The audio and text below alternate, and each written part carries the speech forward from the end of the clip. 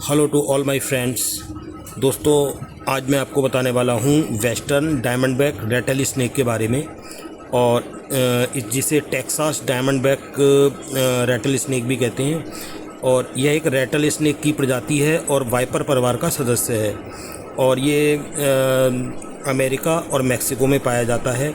और अन्य सभी रैटल स्नेक और वाइपर्स की तरह ये बहुत ही जहरीला होता है, और संभवतः उत्तरी मैक्सिको में सर्पदंश से होने वाली अधिकांश मौतों के लिए यह जिम्मेदार है, और अमेरिका में सर्पदंश की सबसे बड़ी संख्या के लिए यह जिम्मेदार है। जिस तरह से भारत में करैत और नाग दोनों जिम्मेदार हैं, उसी तरह से अमेरिका और मैक्सिको में पश्चिमी डायमंडबैक रैटल स्नेक सर्पदंश से होने वाली अधिकांश मौतों के लिए जिम्मेदार है।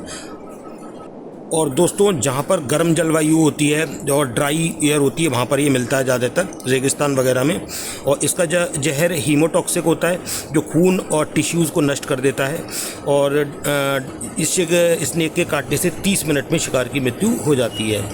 और इस सांप में, क्योंकि ये वाइपर है, हीट सेंसिंग के पिट्स होते हैं, अर्थात हीट सेंसिंग के छोटे छोटे गड्ढे होते हैं, जिससे कि ये शिकार की हीट का पता लगा लेता है और फिर उस पर अचानक हमला कर देता है। और इसका रेस्पॉन्स टाइम इतना ज़बरदस्त है कि 0.2 सेकंड में ही ये बाइट कर लेता है।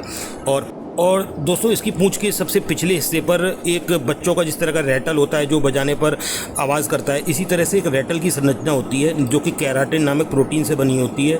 और जब ये पूंछ को वाइब्रेट करता है तो वो रैटल आपस में बजते हैं और खड़खड़ाहट की ध्वनि उत्पन्न होती है, इसीलिए इन्हें रैटल स्नेक्स कहा जाता है। और अमेरिका में 7,000 से 8,000 लोगों को हर साल ये बाइट करते हैं, जिसमें से करीब 10 से 20% लोग मर जाते हैं। और रेगिस्तानी क्षेत्रों में इससे बचने का यही तरीका है कि मोटे जूते पहने, और यह सब चूहों और छोटे जीवों की आबादी को नियंत्रित करता है, जो फसलों और पर्यावरण के लिए बहुत ही नुकसानदायक हैं, और ये पारिस्थितिक तंत्र का हिस्सा है।